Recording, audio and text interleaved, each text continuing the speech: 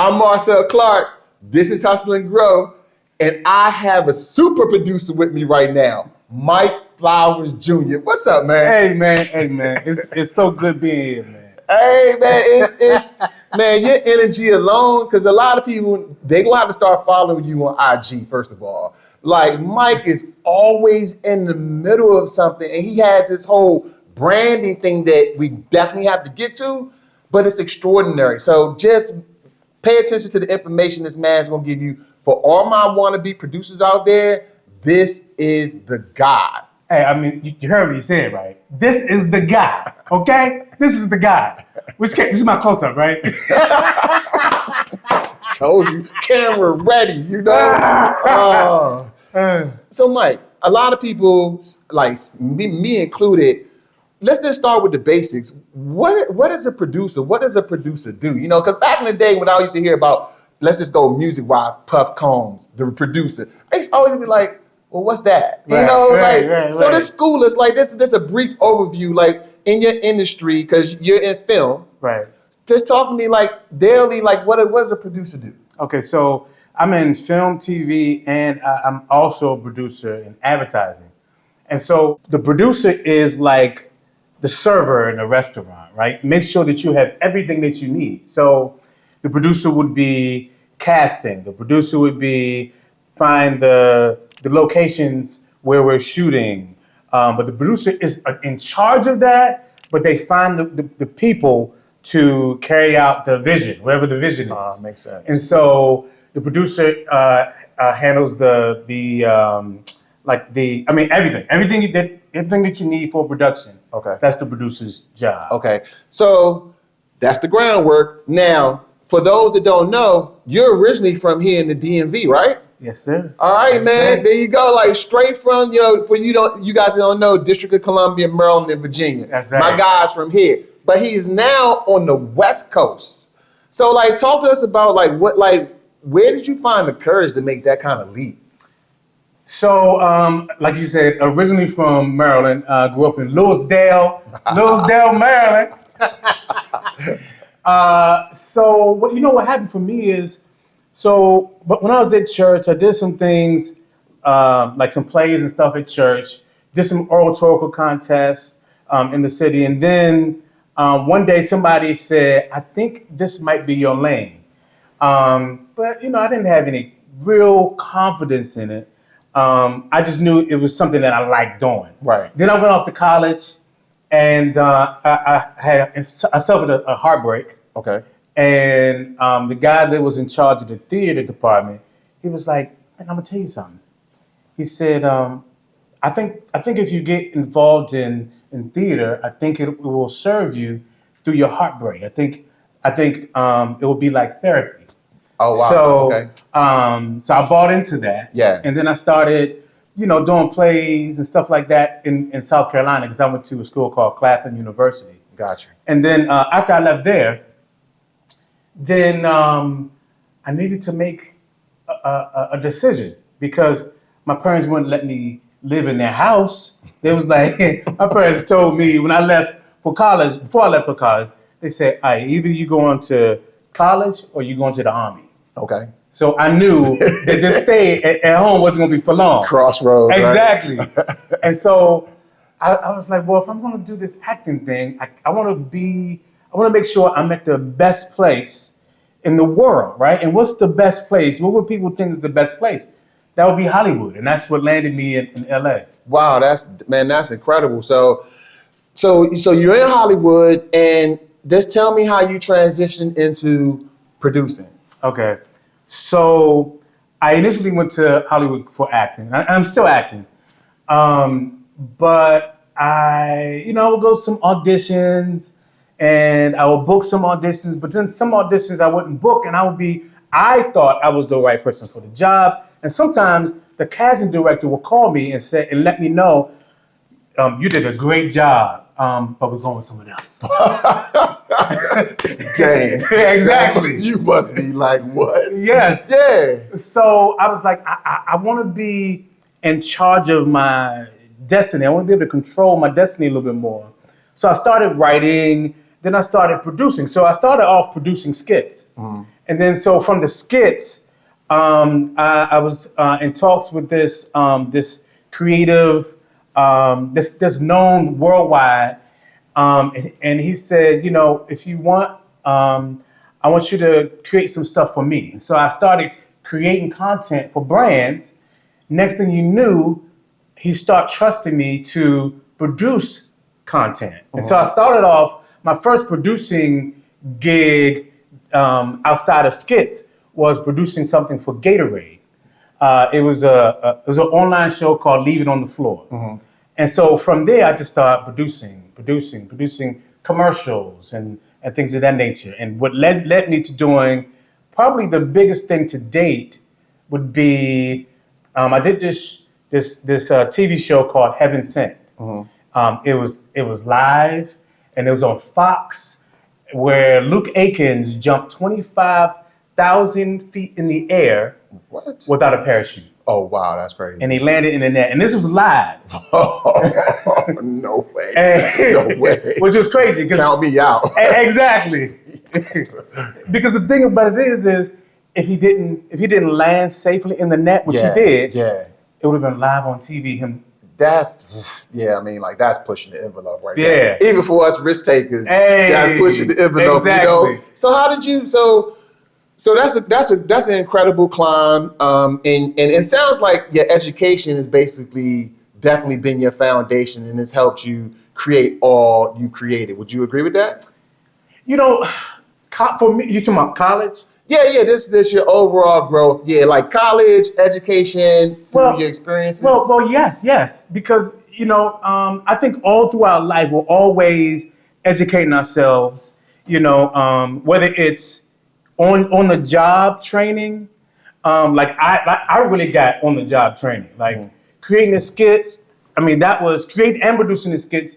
That was like, oh, okay, I messed up on this. So, okay, next time I'll do this. Okay, next time I'll do this. And I'm getting better. So my education in school, I majored in English. So that helped me. That helped me in a way as far as like writing, like because I write copy, I write scripts for screenplays. Yeah. And so it helped me in a way. But I think for producing in general, it was education, but it was on the job training. So it was more on the job training, and I think that's a really good thing to touch on, because I'm sitting here wondering, okay, so now that you start to evolve, tell me like what's the greatest challenge? Because being a producer is as you can say, you're wearing a big hat. And even when we're putting together this show, I'm learning a lot on the spot. Like, tell me like the top like 2 or 3 things you would talk to this new kid that's watching the show. He's thinking about getting into producing. What would be like some of the pieces of advice you would give him to kind of like get him started on the right road? I'm gonna tell you something, man. For me, I was so hungry that a lot of my learning that I got, I was so fortunate to be able to work for and work with a lot of the people that I worked with, but a lot of my learning was free labor. Start at the bottom, and you have to be incredibly hungry, and I was. Right. And because I was so hungry, that's the reason why I think I attained the things that I have up to this date. But a lot of people, they get in certain positions and they stay there, and I think it's because they get comfortable. And it's safe. And it's safe. Right. And you're touching on something important. Like in all industries, there are going to be internships. And people don't understand. Yeah, you're working for free, but what you're receiving, that behind the scene, right? It's money in the bank, and you'll be able to capitalize on it down the road. You really have to understand that. Talk to us about one of the challenge that you faced coming up in the industry, like the biggest challenge, like the one that pushed you to the point where you felt like, am I doing the right thing? I want to quit. Like we all face that. Just tell me. What's funny? Okay, so I'll tell you this. So I don't think I've ever felt like, no, that's a lie. I do remember. I did feel like I wanted to quit, but I wanted to quit the job, not quit the business. But this is why, like, what I did when I first moved to LA, I remember this very clearly. So, people would write me, let's say my grandmother or my friends will write me, and then I had a folder, and I put all these letters in a folder. So anytime that I felt like giving up, I will go to this folder and read a letter or read a word of encouragement or I would write down some words of encouragement and I would put in this folder. To this day, I have not even found them. I don't even know what the folder is. What? Yes, but I know it exists. You know it's there. Yeah, I know it exists somewhere in my travels. But so I did that to protect my mind.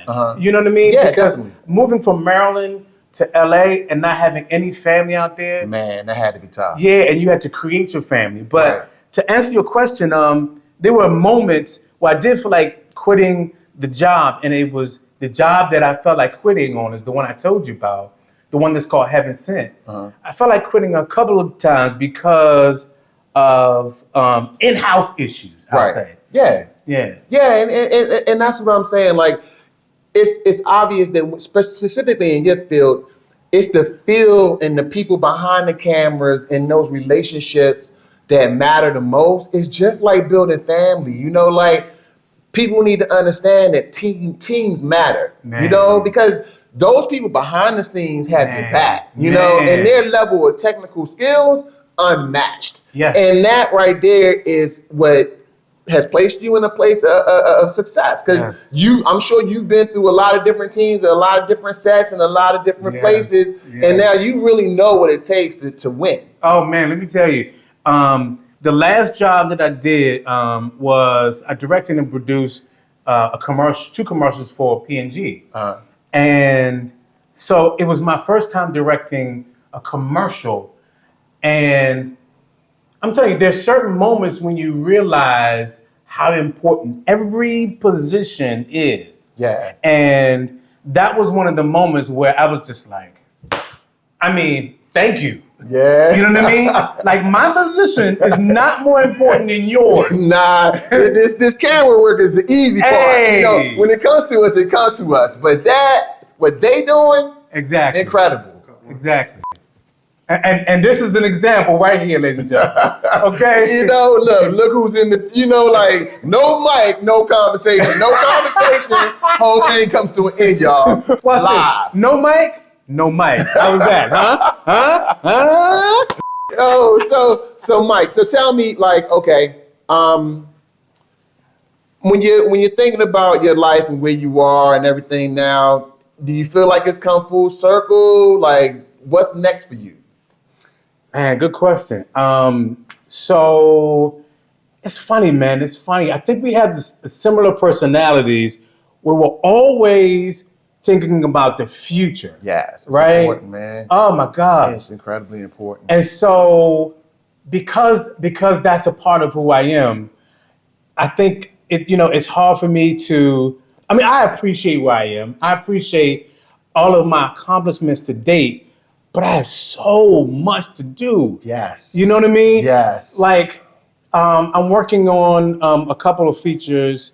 I'm writing one, but the goal is to shoot. I have one that is similar to Liam Neeson's Taken. Okay.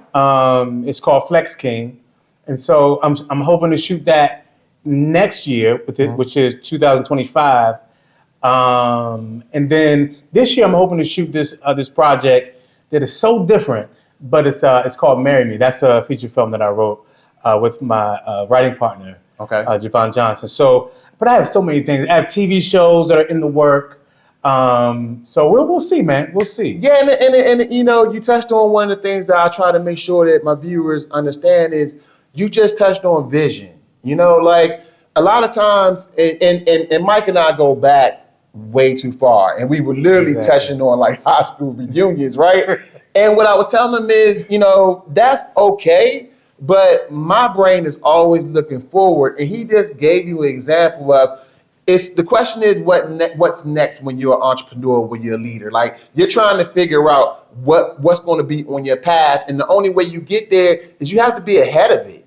So I think that, Mike is demonstrating, and every producer, dude, like that's a whole different level, and he's demonstrated through a lot of experience and time that level of perseverance will always keep you moving forward. But also catch what he said too, like. When he arrived in Hollywood, it was his passion. He said he wanted to quit the job, but he didn't want to quit the industry. You feel that? And like that's where it is. It's like the intangibles is what I'm trying to make sure you guys are seeing. All the technical stuff is what it's going to be, what it's going to be. But when you're in this mode and when you get to this level, it's because he's chasing something that it's in his heart. And you heard that from all of my guests so far. I hope you guys are putting this together. So Mike, where can everybody find you? Because you were all over, like I said, give him your IG. Oh, like, go ahead, it's your turn. Take over, because we're going to push you out there. Well, I appreciate that. First of all, I got to say, I love the title to your show, Hustle and Grow. That's super dope. That's super dope. Hey, I love it, dude. And I love that.